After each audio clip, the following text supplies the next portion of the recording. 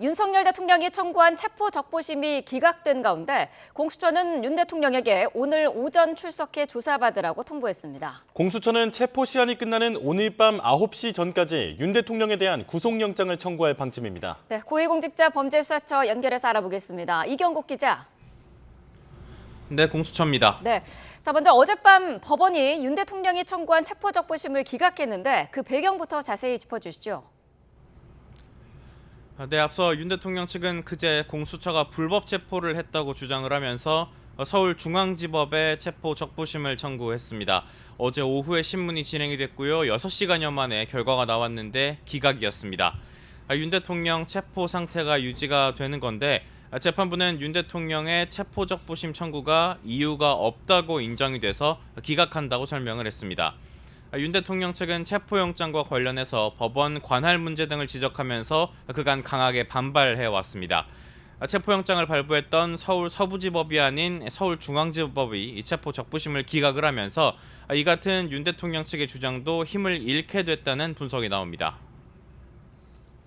네, 공수처는 이후 윤 대통령에게 오늘 추가로 조사를 받으라고 통보했죠.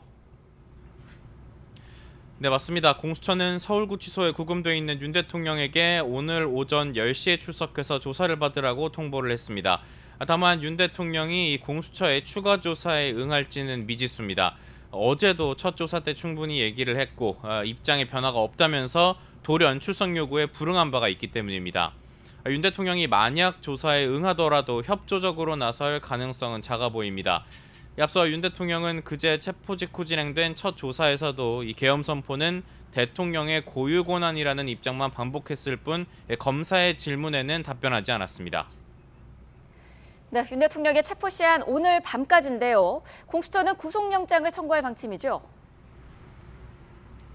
네, 원래 오늘 오전 10시 33분까지이던 윤 대통령의 체포 시한은 어제 체포적부심 진행으로 인해서 오늘 밤 9시 5분까지로 늦춰졌습니다. 공수처가 어제 오후 2시쯤에 체포적부심을 위해서 자료를 보냈고 오늘 새벽 0시 반쯤에 자료를 돌려받았는데 이 시간은 체포 시한에서 빠지기 때문입니다. 공수처는 시한 안에 구속영장을 청구한다는 방침인데 윤 대통령이 재조사에 응할 가능성이 작은 만큼 영장을 청구하는 데 긴 시간이 걸리지는 않을 것으로 전망됩니다. 구속영장 준비 작업은 마무리 단계인 것으로 알려졌습니다. 앞서 체포영장을 발부했던 서울 서부지법에 공수처가 구속영장을 청구할 가능성이 큽니다.